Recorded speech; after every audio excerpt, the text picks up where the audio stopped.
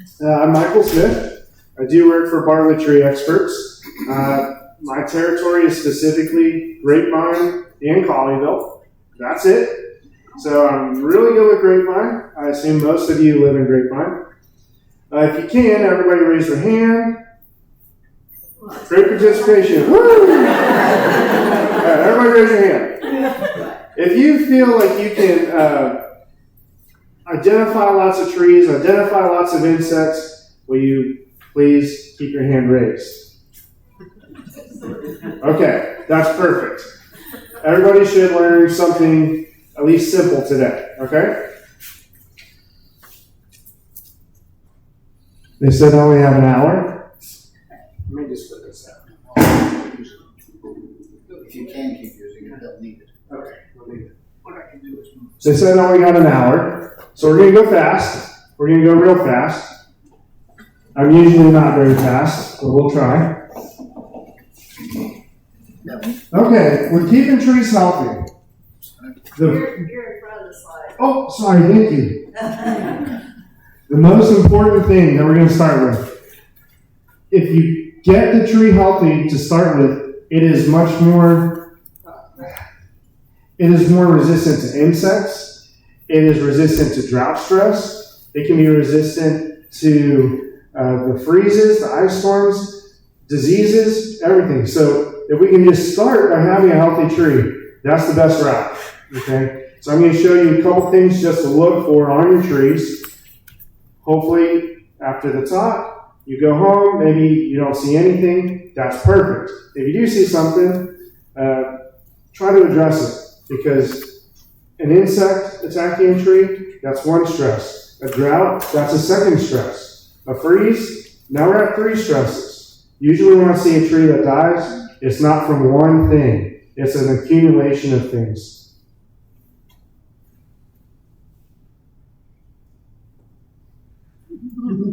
Okay, let's start with weather. So recently, we've had a pretty good ice storm about 4 or 5 years ago now. I'm sure a lot of you have seen some damage on your trees from that. If you had any Indian hawthorns, they're gone. Wax myrtles, they're probably gone. Live oaks, the bark is splitting. Ash trees, they got fried. So the ice storm was a big, big deal. Now what people don't necessarily realize, it wasn't that it was super, super cold. I mean, I think it hit -5 degrees at my house. That's pretty cold. That wasn't the main problem with that freeze. The main problem was the day beforehand, it was 60 degrees. So we've got this kind of nice weather. A lot of trees are coming out of dormancy. Their buds are opening up. They're swelling. They're letting air in. And then boom, it freezes. All that cold air gets in there and they just popped. Everything exploded in that cambium tissue, the buds fried. That's why the freeze was bad. It wasn't the temperature. It was going from warm weather straight into really cold. Okay?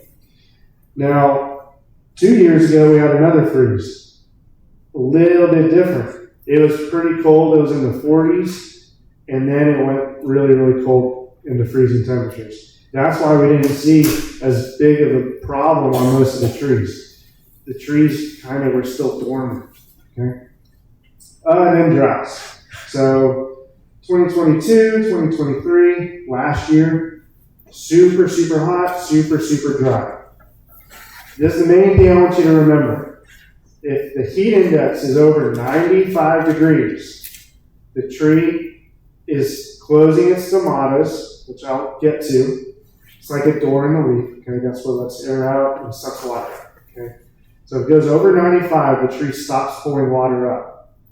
If it gets over 105 on the heat index, that stomata, that door, it doesn't close completely, and the tree will start actively losing water. So when we have multiple days where the heat index is over 105, you've got a really big problem with the tree. If we have days where the heat index is over 95, we still have a problem with the tree because it's not necessarily pulling water up. This year was a great year. I think we can all agree I don't know if it hit 100 degrees more than 2 or 3 times. So for us, this is the best summer ever. For trees, it's still been over 95. So it's still a drought, okay?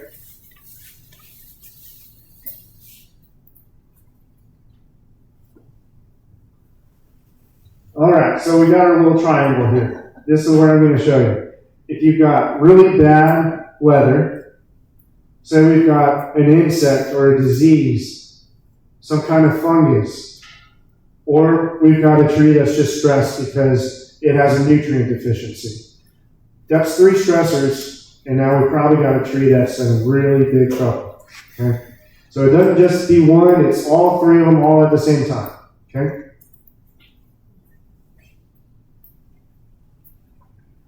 Okay, our first insect. Crepe myrtle bark scale. I see it on almost every crepe myrtle that I walk up to. Hopefully everyone knows what a crepe myrtle is. If not, it's on the left there. They usually have a couple trunks. Sometimes it's just one. You got colorful bark, the bark flakes off, and they have a lot of flowers. White, pink, purple, red. If you walk out the building, you're probably going to see one. They're everywhere. Okay? Now, a scale insect is this little white bug. Okay? If you take your fingernail and you squish it like a pimple, it's purple, like an Aggie. So if you squish it and it doesn't come out purple, it's a dead scale insect. Maybe it's from a previous year, maybe somebody's already treated it. But if it is alive and it is feeding, it is purple. The other common thing that you'll see if the crepe myrtle does have scale, the bark will turn really black. Now I hear from a lot of people that, oh, I need to treat my crepe myrtle has got a black fungus on it. Actually, that's not the problem. So the crepe myrtle, the scale, it will suck on essentially the sap inside the tree. And then when it does that, it dumps sugar water out the other end. That sugar water gets stuck to the tree, and that black mold will start to grow on the tree. The black mold, it's a sooty mold. It doesn't hurt anything on the tree. It's just really ugly. Okay?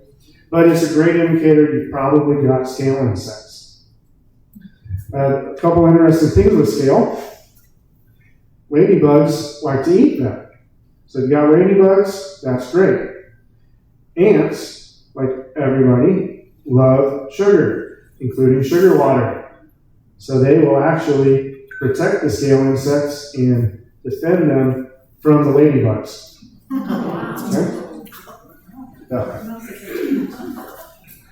Okay, the last thing I'll say about this, it's very common for people to do a drench with imidacloprid, which is usually a Bayer product that you can buy at Home Depot. Okay.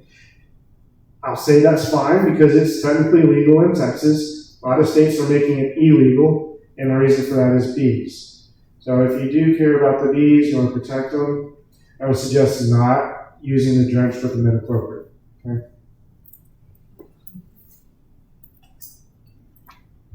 Okay, next is lace bugs. This has been by far the most popular insect I've seen this year. Every year it's something different. 2 years ago, it was aphids on pecans. This year, it's lace bugs. So you can see on the leaves over here, they look kind of just dull. The reason for that is they are actively sucking on the chlorophyll. The chlorophyll is what makes those leaves green. That's how they photosynthesize and get food and energy. Okay? Typically, they're not a huge problem, but if you get a really large population, then the tree's not going to be photosynthesized. Now we got a really big stress event. Okay? If you drive down I-26, where Colleyville put in all those elm trees and the medians, they just did them in the last couple of years, you'll notice all those leaves look kind of bronzy, kind of yellowy, lace bugs. That's what it looks like when they're really bad. So I'm expecting those trees to have some trouble because we've got lace bugs, we've got a limited rooting area, because in those trees are riparian. They like lots and lots of water. They're not able to get lots of water in those medians. So those trees are really struggling. waste bugs, and then not enough water. Okay? The little black dots here, those are the eggs. If you take a leaf, these are usually on oak trees and elm trees. You take the leaf and look on the bottom. You won't see them on the top, but on the bottom, you can actually see the bugs. You'll see a bunch of little black dots, and those are the eggs. Waste bugs have about 3 generations a year. So you start with maybe 5, and maybe 15, and then 150. So they reproduce pretty quick. With all of the bugs that we're going to talk about, you're going to see them start coming out usually around May, and then by November, when it cools off, they're done for the year.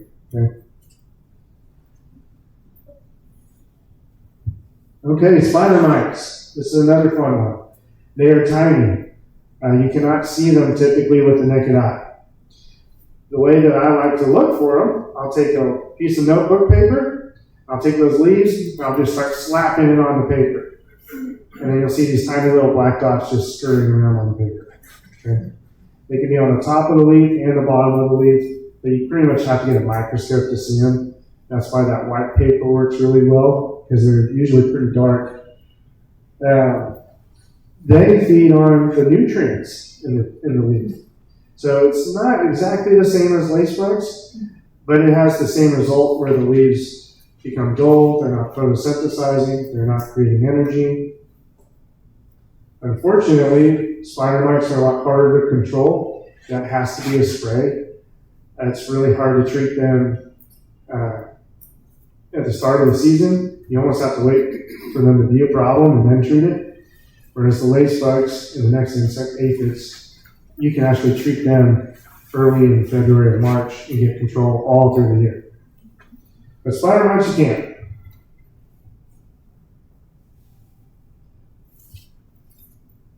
Okay, aphids. They're one of my favorite. So they suck on the juices. Anything that's nice and squishy inside the tree, mainly the leaves, they suck it out. They've actually got a little, like a needle for a mouth, and they stick it in that leaf and suck everything out. It's pretty common if you've got a really bad aphid problem. You can stand underneath the tree and it feels like it's sprinkling or raining on you. Okay. That's sugar water, just like the scale insects. Typically with the aphids though, it feels more like drops, whereas with the scales, you don't really feel it. They're much smaller. Okay. So the aphids, you can actually feel it if you're standing in the sunlight away from the tree.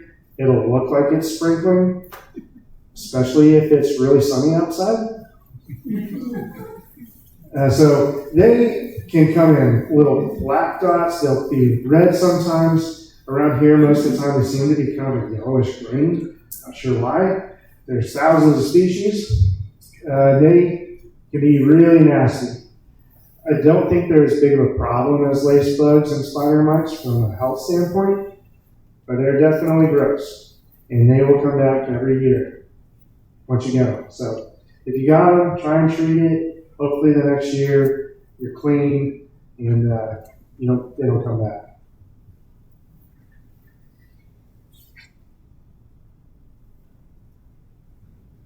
Okay, emerald ash borer. And anybody tell me what an ash tree is? Like, just raise your hand. A couple people know what ash trees are. Okay, Grapevine's got quite a few ash trees. Now, there's an insect. It's new, kind of. It came over from Asia in 2002, started up in Michigan. And within 5 years, Michigan had no ash trees. Okay? So it is a big deal. It is now here. We found it at Eagle Mountain Lake. I think in 2020 is when we found it. And it's already a big problem in the Keller area. Actually, on Monday, I think I found my first case in Grapevine. Now, when you're finding a tree with symptoms, that means that insect's already been in the tree probably for about a year or two. So if I'm finding symptoms this year, which I haven't confirmed Grapevine yet, I'll probably do that on Friday, it's probably already here. So Grapevine is, in my opinion, in emerald ash borer territory. So if you were to cut down an ash tree, You actually cannot take the wood from the ash outside of Tarrant County. It's very important. They're trying to slow the spread of this insect down.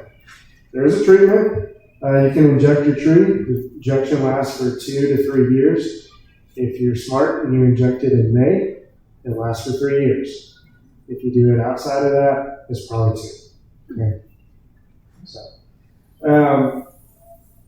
the way it works, it usually starts up at the very top of the tree and then works its way down. So I'll walk up to an ash tree, and the top will look like it's got a lot of dead limbs, and then the trunk will have a lot of sprouts, a lot of just new succulent green growth. I'm going to be honest, the holes, the exit holes, right there, they're D-shaped. That's what you're looking for. Most borer holes are not D-shaped, they're circular. This is considered a flat-headed bore, and it's D-shaped. That's the main thing to remember. They're really, really small, like tiny, tiny. So this is a picture of the adult. That's a penny. The adults are very, very, very small. Hard to find. If you see purple traps out, they're like a purple triangle trap. That's the Forest Service trying to catch them, just to see if they're in the area or not. Okay. And then the actual boar, the larva, is that white thing. The head is cut off in the picture. Sorry about that. They're probably about a 1/2 inch long, so very small. But once you get it, they'll take the tree out pretty quick. Usually when symptoms show up, the tree needs to be removed. And if the tree needs to be removed, it's usually not safe to climb, which means you need a bucket truck or a crane, which means it's very expensive. So if you have an ash tree in grapevine, I would suggest starting the treat for it. If you don't, I would just have a plan on probably, unfortunately, removing it in the near future, because it's going to get the insect. How do we treat it? Do we just call swamps? We have to do it ourselves? Yeah, I'll answer that one at the end. That's a complicated answer.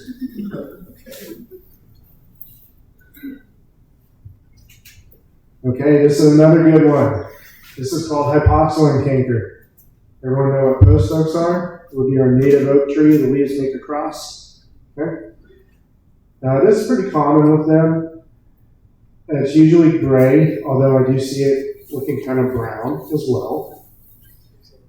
Typically, when we get hypoxylin, it's because the tree is already really stressed or it's already dead. Hypoxylin feeds on the lignin tissue in the tree. I'm going to describe lignin as the bones in your body, and then it leaves behind hemicellulose. You can describe that as your muscles and tendons. And what that means is, I'm holding my arm out, and I'm using my muscles, but I've got no bone, there's no strength, right?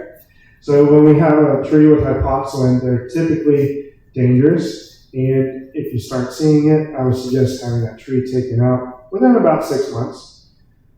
It just gets more and more dangerous the longer you leave it. Okay? Does it affect most trees? It does, but I see it much more on oak trees. I do see it on elm trees. It seems to be most common with our native oak trees, which would be post oaks, blackjack oaks. I do see it on American elms. I do see it on red oaks. I don't see it on live oaks. Did you see the tree at Doug's Park? They finally took it down. It was Yes. a huge tree, and it Yes. was covered with lumps. What was that? Do you know? I'll answer that one at the end too, because I'm the one that looked at that tree and told him I it's took never. a picture of it. It was, Yeah, I did a tree risk assessment on that. It was not good. yeah. Anyway, hypoxylin, that's bad. Okay, there's companies that are out there right now that are selling treatments for it. It's a waste of money. It doesn't work, for one, because it's inside the tissue, and two, the tree's already gone. Okay, so don't waste your money. It's done. If you're not sure if it's hypoxylin or not, you can always call somebody at Bartlett. We'll tell you for sure. But it's usually very gray like this, or very brown, and the bark is coming off. It's pretty distinct.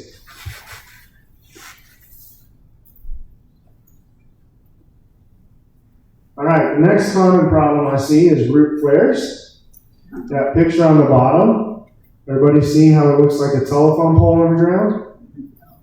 That's bad. Picture on the top, we can see where that trunk transitions into a root system. It's flaring out. We want that to be exposed. Okay? It's a very common problem that I see, especially with newly planted trees. What will happen is all that mulch or all that soil will stand up against the trunk and it holds moisture there. That moisture will start promoting decay. It'll stunt the tree where it's not growing. So say somebody planted a tree and 5 years later it hasn't grown 5 inches.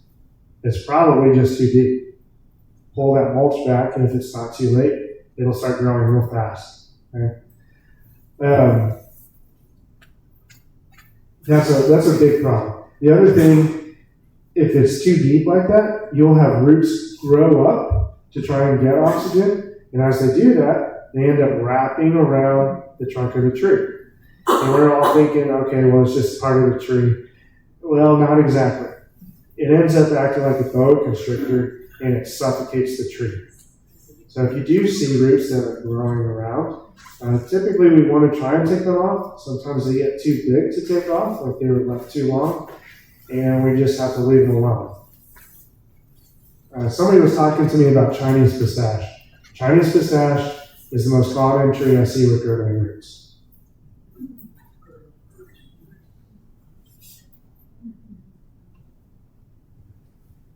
Okay, next, nutrients. Are they important?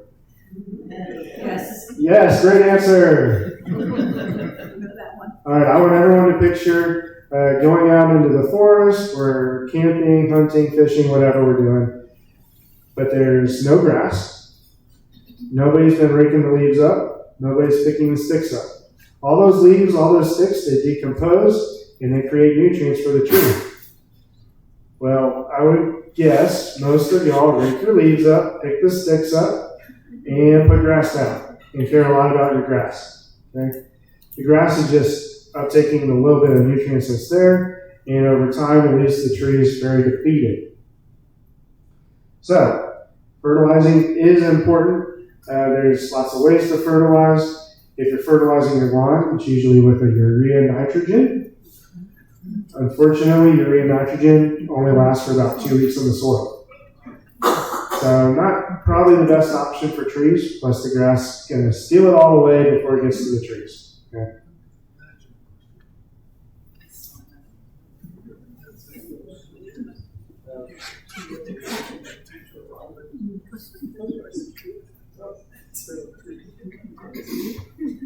Okay, I'm glad there's no kids here.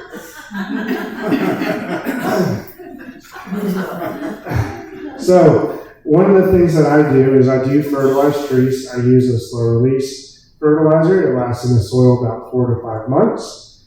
I put in a bunch of micronutrients. And in the summertime, when it's hot, I hear a lot of people tell me, oh, I want to wait to fertilize. It's not the right time.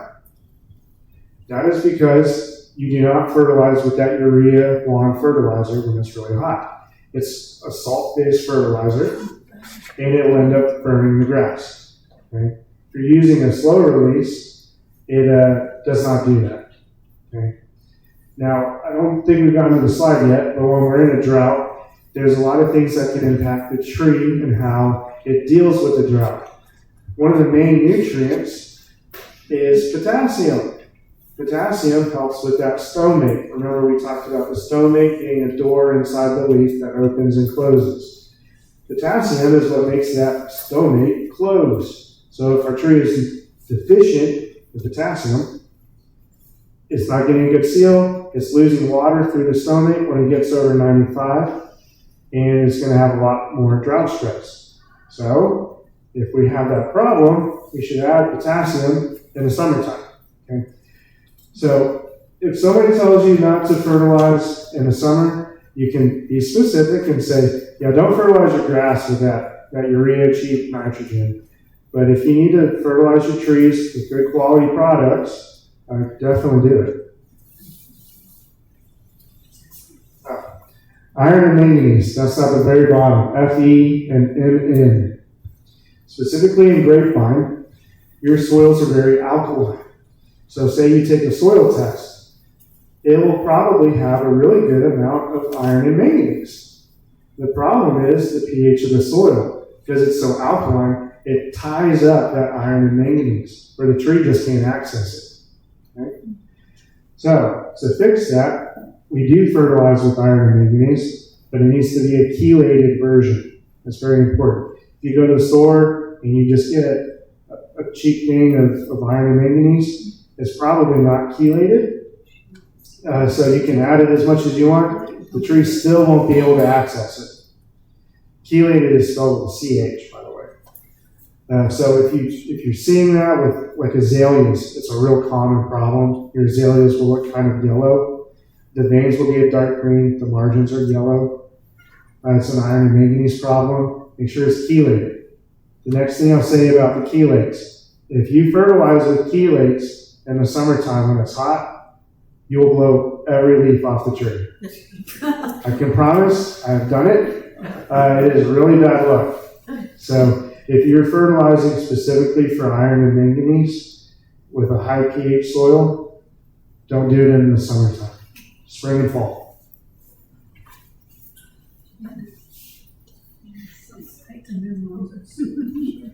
Okay, storm damage.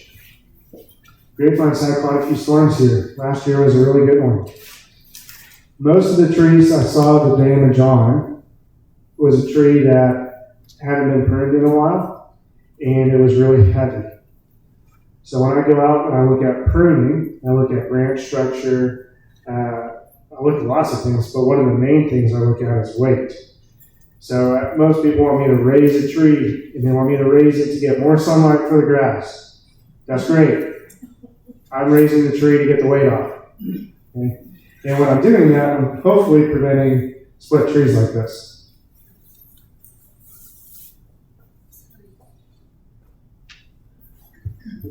Okay, this is a great slide. The drought, because we have droughts all the time. This year, maybe not. Maybe I picked the wrong time to talk about the slide, because this year's been great. But the droughts are a really big problem here. A lot of the trees, they'll start having the leaves turn brown. A lot of the maple trees, you'll notice the trunks on the left side are like dead. The bark is all off. We call that sun scald. Okay? And then the other thing that we don't really think about is if those limbs are dry. So let's say I'm out here and my arm's a limb. Okay? The water that's in those cells is stretching the cells out. It's elongating them so that it's nice and strong. As those cells run out of water, they start to shrink, which is how you get your wilting in the leaves. That's why they're curling. Those leaves are shrinking. Same thing with the limbs. They'll start to droop. If you got lots of weight, like pecan trees right now, lots of pecans, it's been really dry, it's still fairly hot, and those limbs are just all the way down. Okay? If you water that tree correctly, then that can help prevent those limbs from breaking. Okay?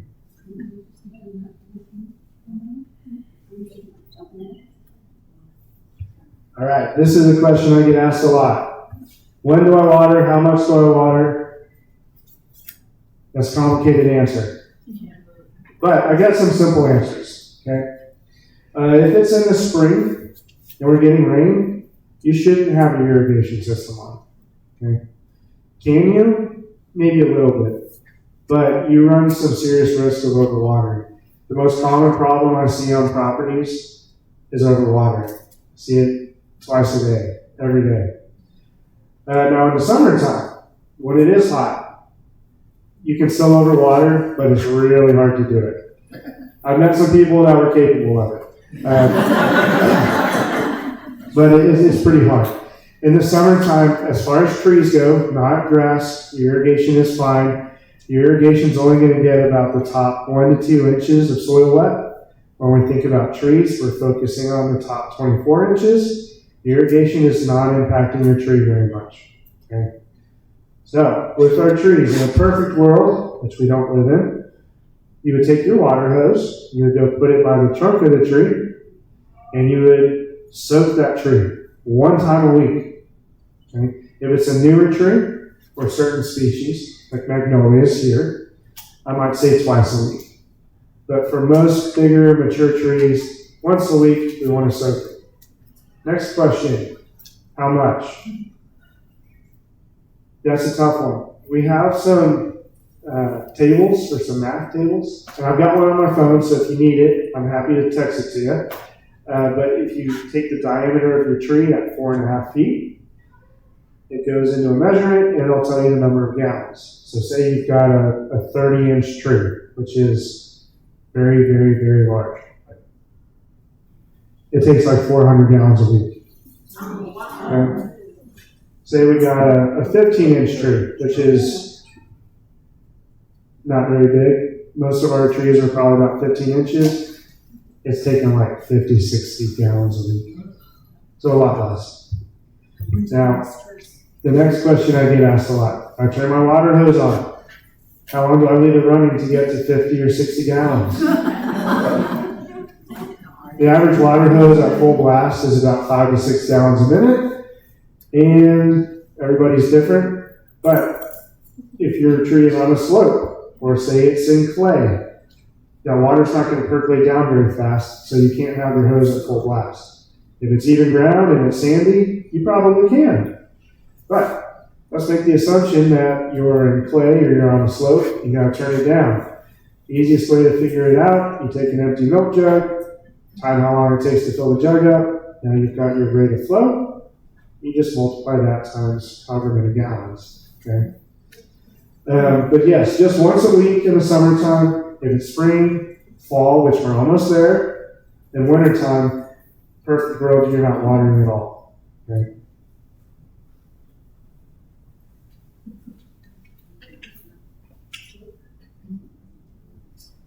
Okay, now this is the main reason that we don't want to overwater. There's something called phytophthora. Has anyone heard of phytophthora? Am I doing okay on time?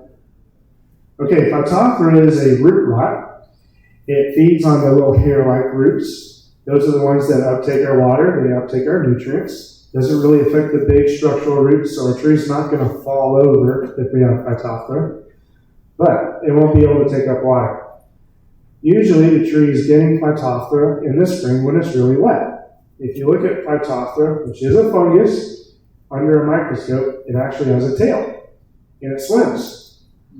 So it can swim from root to root to root. We don't really think of funguses as moving around, but they are living organisms.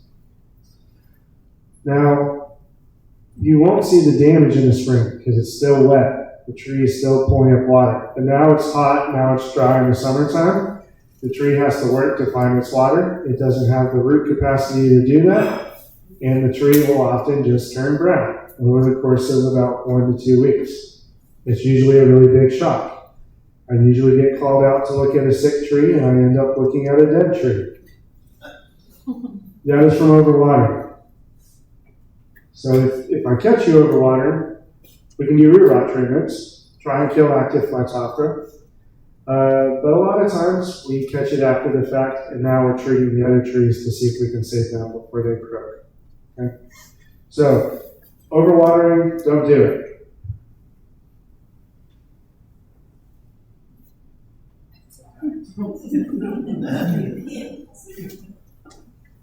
Okay, my phone number's up there.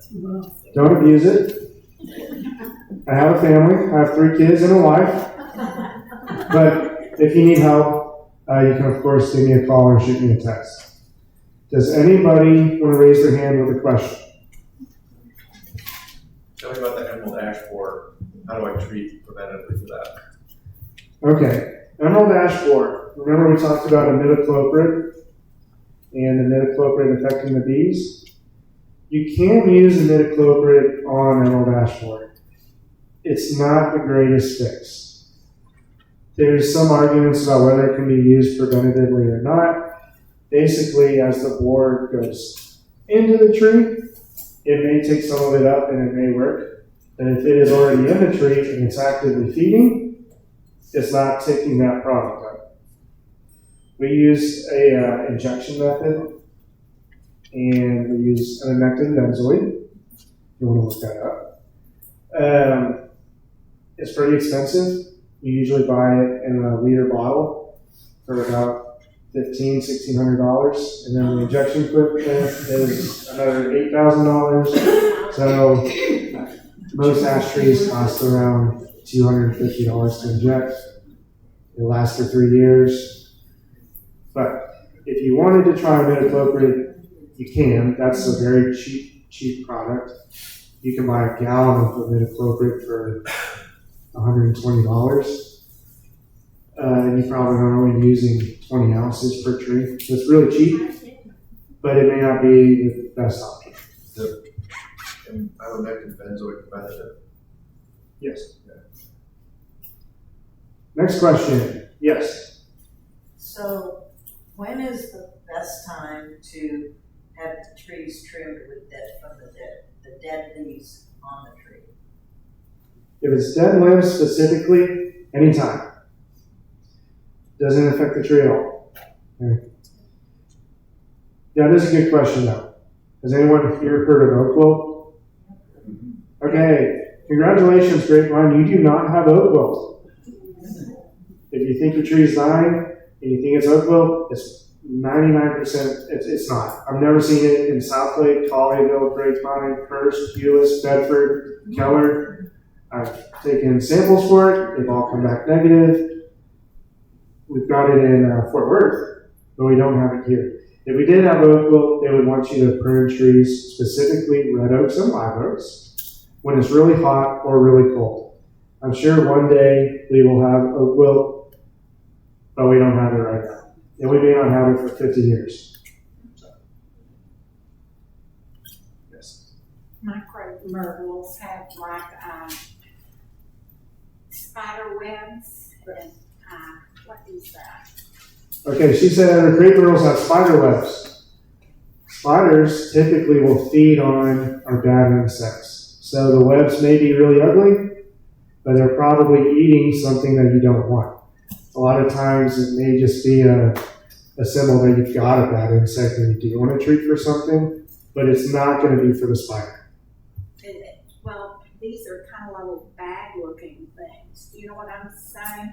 Yeah. Is that the spider? If they're really little, then it's a lot of times it is a spider.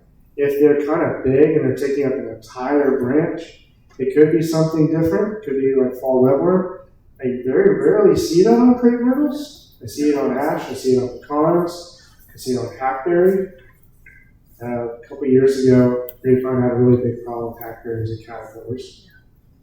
But when you're... These are bad. It's at the house I have at the lake. Okay. And they come every year and then leave all these big, huge... I would just text me a picture of it. And usually from the picture, I can tell you if it's spiders or not. We planted the Shumar Grove in '87. It's gorgeous. Okay. It has orange fungus. The root has fungus growing on it down at the bottom. Okay, she's got a red oak. It's got fungus at the bottom. Is it purple or white? Orange. Orange. Right up on the trunk. Mm-hmm. I'd have to see it. It's probably something called Ganoderma. Ganoderma feeds on dead tissue. So it's not our biggest problem. The tree's probably fine. It's just an indicator that you've got some rot. A red oak that's 40 years old. Yeah. Yes, that's not too surprising. Well, Not surprising. we were told that, we needed to cut it down. And I'm not. It's possible. I'd have to see it for sure, but I get that a lot, and that's not the case. If it's got that and the bark coming off, does that mean it's got the? If you've got, well, hypoxylane is going to be on the trunk, Yes. but it's not going to be like mushrooms coming out. Hypoxylane doesn't have the little, we call them cocks, but most people I meet would call them mushrooms. It doesn't have that. It's just flat and brown and gray. Well, I've got that at the bottom of the tree, but then I've got bark coming off up on the trunk. Yeah, so the stuff that's down at the base can be a bunch of different things. If it's a purplish color, it's called Ganoderma. That feeds on dead tissue. A lot of times it's not a big problem. Sometimes it is. If it's kind of a whitish color, that's usually armillaria or cotton root rot. That's a bigger problem. If you're not sure about what you got, just send me a picture. I don't know if, yeah, my email's up there. Email me a picture. Yeah. When you're planting a new tree, how soon can you start fertilizing that tree? Is there like a time frame that you need to wait, or what type of fertilizer can I put on a new tree? Okay. So new tree, can we fertilize right away, or when can we do it? So to start with, the best time of year to plant a tree is actually in October. So if you're thinking about planting a tree, congratulations, we're here. Now's the time to do it. I don't plant trees, so don't ask me to do that. But with the fertilizer, you can do it right away. With new trees, there's a product that you can buy. It's called Super Thrive. They sell it on Amazon. It's a root stimulant. It is a great product. It's Super Thrive. One word. Is that good for older trees? It's great for older trees. It's a little bit harder to apply, but it does work really well. In fact, when I buy my wife flowers once a week when I make her mad, I take the little dropper, like you would give your kid Tylenol or Advil, the little syringe. I'll put like 3 drops in the vase, and they stay looking pretty for a week. It's just a little bit of plant food, basically. For the scaly bugs on the crepe myrtle, what can we use that won't hurt these? You told us not to use that. I can't pronounce it. So I use a product called Altis. Altis would be another really expensive chemical, so it's probably not a great option.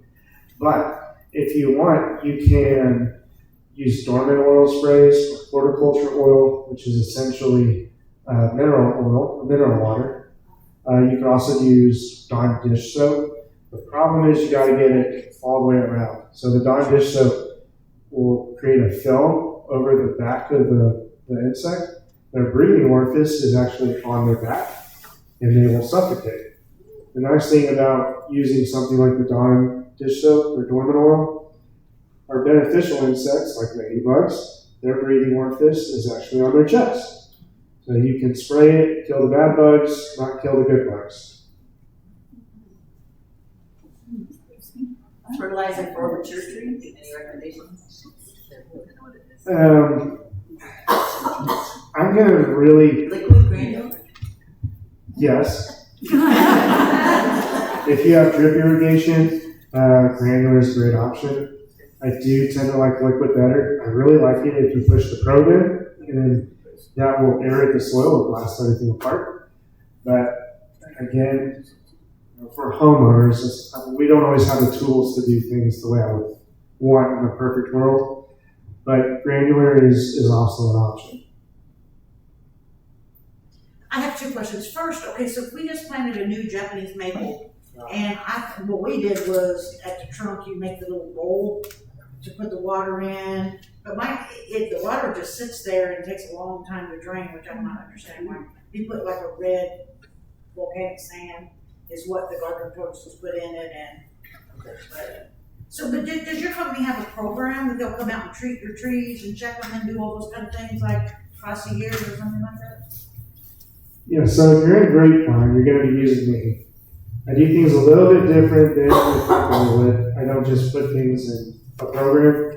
To be a little bit more hands-on where I come out and look at things. Right. So it's fertilizer, yeah, twice a year, we'll just do it. But if it's an insect, they don't necessarily just do the same insecticide year after year. In a perfect world, again, we don't live in one. If I spray your tree for aphids, I hope next year I don't have to spray your tree for aphids. So yes, there's programs, you call me out, it doesn't cost anything. What you're describing with the maple, as long as you can see where that flare is coming out, you should be okay. If the water's sitting in there for 5-10 minutes, that's okay. If it's sitting in there for several hours, you may have some problems. Yeah, no, it's not that long. It's about 30 minutes and it's about this deep. I just didn't know how far away from the tree you should have that bowl from the trunk. The farther the better. Further the better, okay. Anyone else? Yep. Okay, 2 questions. The one I asked first about that tree in Duck Park. And why can't they grow post oaks in nurseries? I love that question. We're going to start with the post oaks and nurseries. So for those who don't know, post oak is our native oak tree. They are very, very slow growing trees. Typically, so we measure trees at 4.5 feet, that's chest level, an inch in diameter, not circumference, but diameter growth. It takes about 5 to 7 years.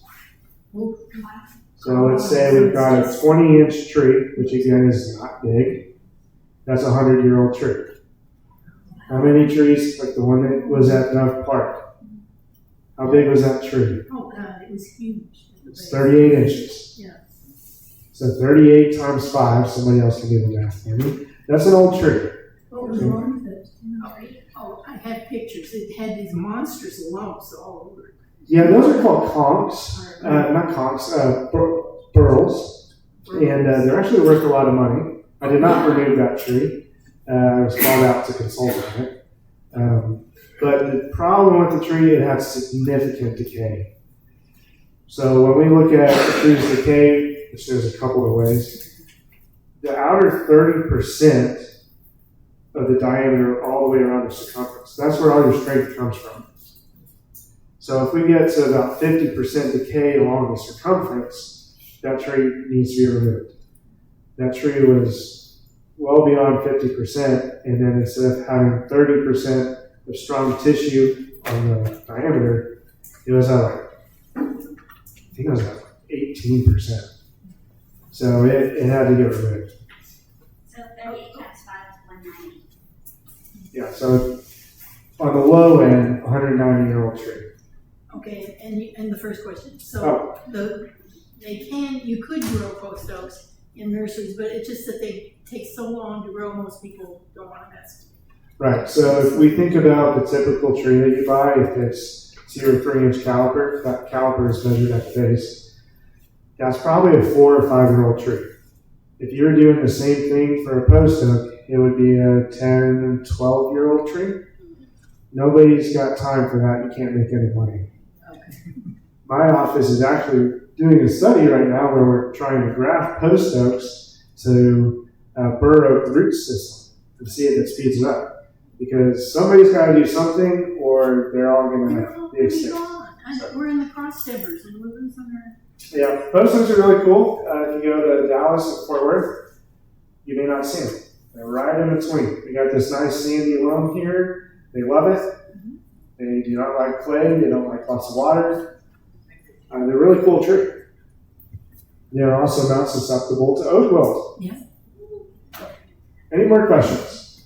I have one question. I have a whole row of Eagleston hollies Yeah. that are about 12 feet. There's a red repair that was there. The red repair's gone, so they're leggy. So how much could I trim them back to get those lush? Okay, her question is on specifically hollies, but we're going to answer for shrubs. Say we want to prune them back really hard because they're too big or they look kind of ugly, whatever the reason is. If you prune them back more than a couple feet, so you get just the sticks, that's got to be done in February. Really, really important. In February. Wait till February. Okay. Yeah.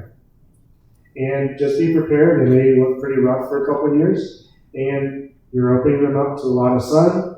You're opening them up to sun scald them.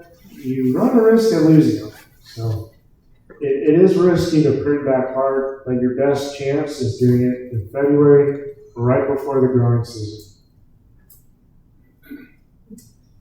I have 2 questions too. We have a lot of red oaks and they're in really good shape, but I see sometimes that they get galls on them. Does that damage? I mean, they look great. So is gall? I love that question. So galls, I see them a lot on live oaks. They'll kind of look like a weird lump on the stems. You'll see them on red oaks. They'll look like this puffy cotton ball. There's thousands of species of wasps. The wasp will end up stinging the plant somewhere, depends on the gall. Hackberries get them too. And it'll inject a hormone in there. Then they lay their eggs, and that gall essentially grows over. The eggs will hatch, and then they come out of the gall. Do they hurt the tree? Not really. Does the tree waste some of its resources to form the gall? Yes, the tree is doing the work on that, but for the most part, it's really not that big of a problem. It's also extremely difficult to prevent. You've got about a 3-day window. You have to go off of growing degree days. For those of you that are really interested, growing degree days were invented up in the Northeast, and they are extremely inaccurate down in the South. So I've tried to treat for it a couple times at some really picky people's house with just very little success. They haven't done any damage to the trees, I just noticed them, so. Yeah, there's another company that's going around saying they're caused by ants and you need to remove the tree. That's not true. And I've gotten about 5 calls on that this year from galls and ants, and it's not true. So if you've got galls, don't worry, just let them do their thing. The wasp also is not the type that comes and stings us. You're safe.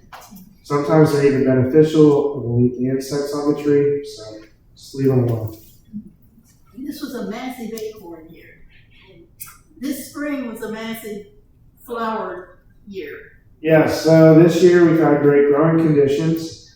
If you've got something in the red oak class, so our oak trees are in 2 classes, red oaks and white oaks. Red oaks take 2 years to develop acorns. So we're not seeing a huge crop on the red oaks. No, I mean but post oaks. if you've got a white oak, post oak would be in the white oak class. Yes, lots of acorns, lots of pecans. What's that mean? It doesn't really mean anything other than you've got a really big nest. How